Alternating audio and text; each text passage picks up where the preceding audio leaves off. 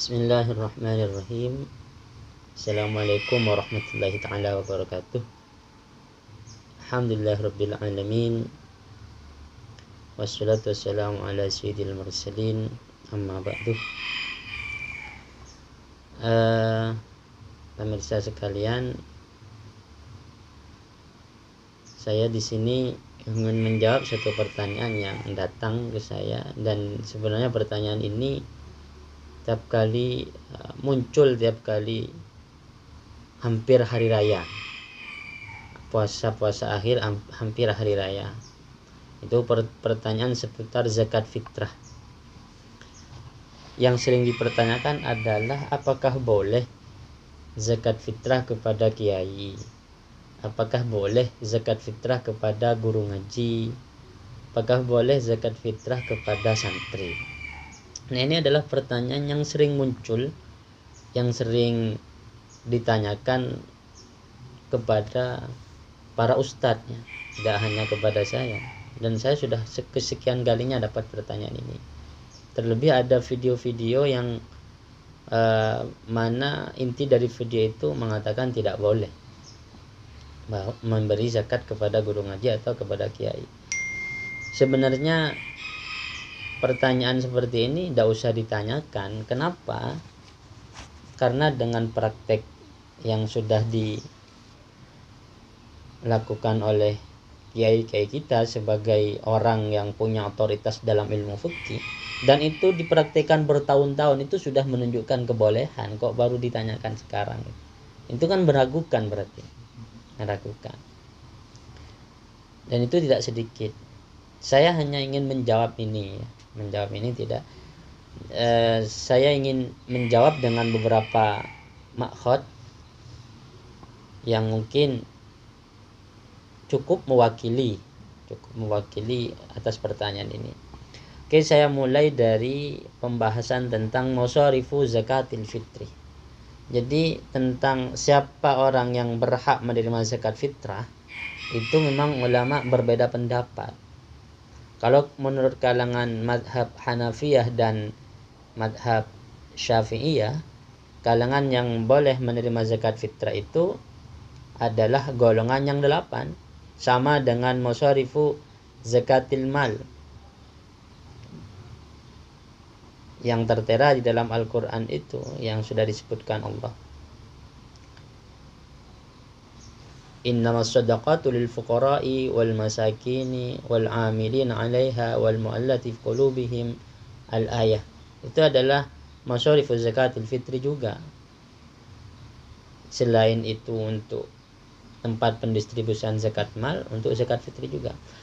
Tapi menurut kalangan ulama Malikiyah dan madhab Hambali, Imam Ahmad bin Hambal, zakat fitrah itu hanya tertuju kepada orang miskin. Ini didasarkan, jadi selain orang miskin tidak boleh menerima zakat fitrah, hanya orang miskin. Artinya amil, mu'allaf, budak itu tidak boleh, hanya orang miskin yang berhak. Yang keselainnya orang miskin itu boleh menerima, amil boleh tapi atas nama miskin gitu. Budak boleh tapi atas nama miskin. Ini juga berdasarkan hadis Allah bersabda begini, zakatul fitri tuhrus siyami aw lis-shaimi minal lagwi war rafathi wa tu'matun lil masakin. Tu'matun lil masakin. Yani kata tu'matun lil masakin yang oleh Imam Malik dan Imam Ahmad bin Hanbal dipahami sebagai takhsis terhadap keumuman ayat innamas shadaqatu lil fuqara. Itu umum sedekah. Tapi untuk zakat fitrah dikhususkan.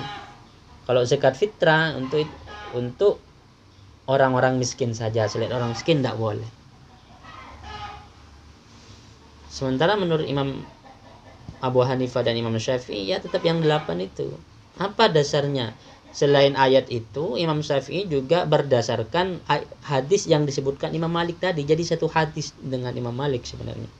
Cuma yang beliau pahami oleh Imam Syafi'i ini dari hadis tadi, lanjutannya, zakatul fitri tuhrun lis-shaimi minal lagwi war rafasi wa tu'matun lil masakini man addaha qabla sholati fa hiya zakatun maqbulah wa man addaha ba'da sholati fa hiya shadaqatun minas shadaqat. Jadi oleh Rasulullah di man addaha qabla sholati fahuwa zakatun maqbulah, disebut zakat. Nah, ketika disebut zakat kata Imam Syafi'i, ya include dalam keumuman innamas shadaqat. Sehingga masorifnya, tempat pendistribusiannya itu sama dengan pendistribusian zakat mal gitu. Yang 8 itu, 8 asnaf itu, 8 golongan. Kita masuk ke inti masalah. Kita sudah tahu bahwa Imam Ahmad bin Hanbal dan Imam Malik itu hanya membolehkan tasarruf zakat fitrah kepada orang miskin. Jelas kalau menurut dua pendapat ini tidak boleh memberi zakat kepada kiai, kepada santri, kepada guru ngaji dan semacamnya. Zakat fitrah ya, bukan zakat mal. Nah, sedangkan menurut madhab Abu Hanifah dan Imam Syafi'i, zakat fitrah boleh diberikan kepada golongan yang 8. Nah, dari madhab ini ada peluang kebolehan kiai itu atau guru ngaji atau santri menerima zakat. Peluang masuknya adalah dari kata fi sabilillah. Kalau Imam Syafi'i sendiri, sabilillah ini memang diartikan perang ya. Orang yang berperang di jalan Allah. Dalam kitab begitu. Jadi kalau ingin mengetahui genealogi pemikiran Imam Syafi'i ya cari di gitu. Bahwa yang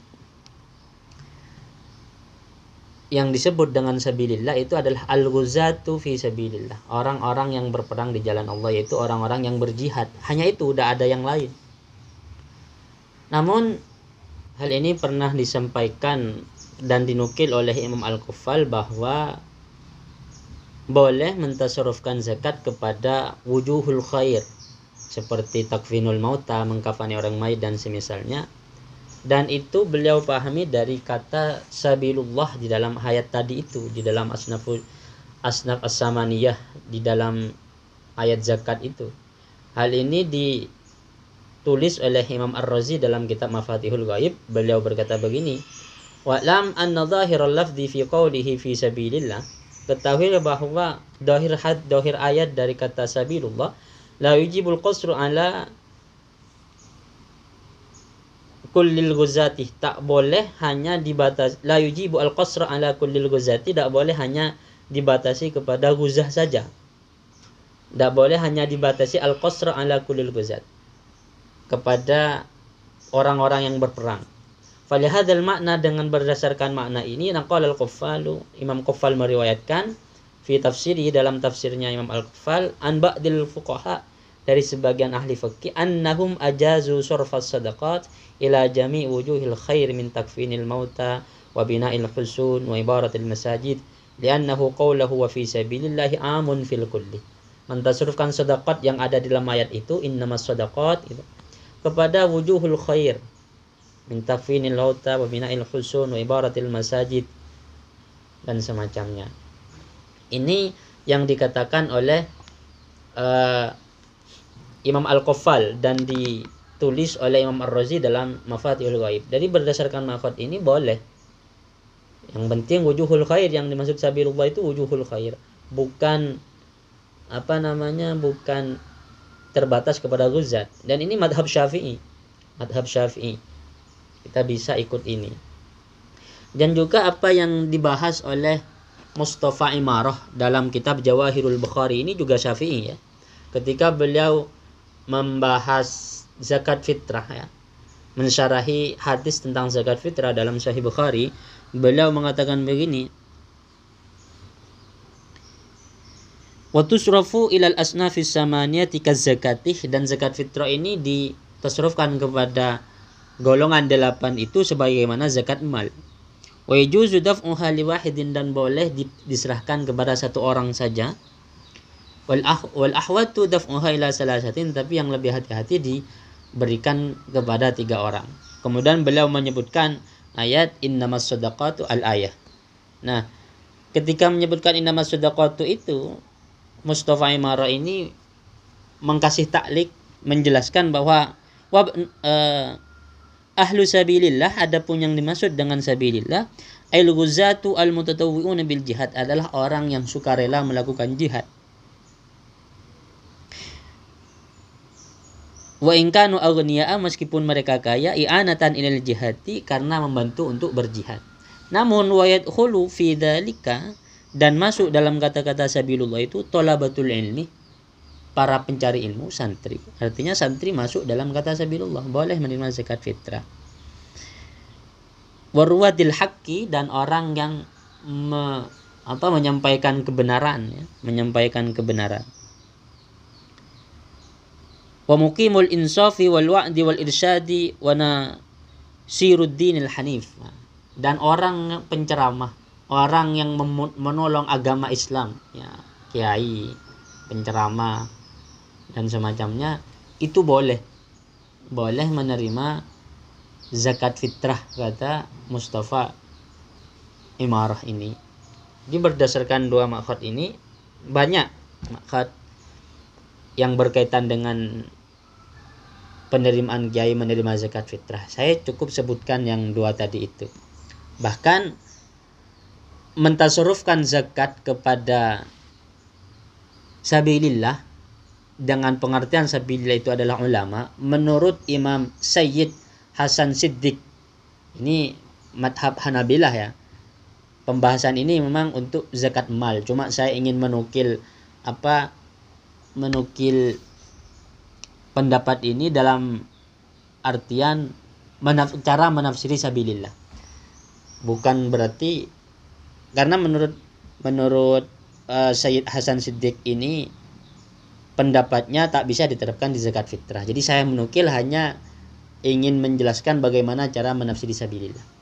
Jadi kata sabilillah, kata Sayyid Khan ini, itu as-sarfu fi hadhil jidha, mentasarufkan kepada sabilillah dengan pengertian ulama, pengertian santri. Katanya beliau itu berkomentar begini, bahkan as-sarfu fi hadhil jihah, adapun membagikan zakat kepada jihah ini, ulama dan santri, min ahamil umuri, adalah sesuatu yang sangat penting. Kenapa? Li'annal ulama warathatul anbiya, karena ulama itu adalah warathatul anbiya, wa hamalatud din, dan orang yang menanggung agama ini, wa bihim tuhfadu baidatul Islam, dan dengan mereka Islam ini dijaga. Nah, ini adalah penafsiran sabilillah menurut Sayyid Hasan Siddiq Khan. Ini memang ulama Hanabilah yang pernah berguru kepada muridnya Imam Syaukani, pernah berguru kepada Syekh Ad-Dahlawi India, itu Hujjatullah Al-Baligh Ad-Dahlawi, ya, pernah berguru ke, dan ulama-ulama Ahlu Sunnah mengakui kealiman ini. Beliau punya kitab tafsir namanya Fathul Bayan, punya kitab fikih namanya Ar-Rawdah An-Nadiyah ala syarhi Ad-Durarul Bahiyah. Itu cara menafsiri. Cuma memang pendapat ini tidak bisa diterapkan di zakat fitrah. Saya ambil, saya ingin menginformasikan cara bagaimana menafsiri sabilillah itu sekarang. Jadi tidak harus orang-orang yang berperang terus mengalami perkembangan makna. Jadi begitu tentang hukum zakat fitrah kepada santri, kiai, atau guru ngaji. Demikian yang bisa saya sampaikan. Assalamualaikum warahmatullahi taala wabarakatuh.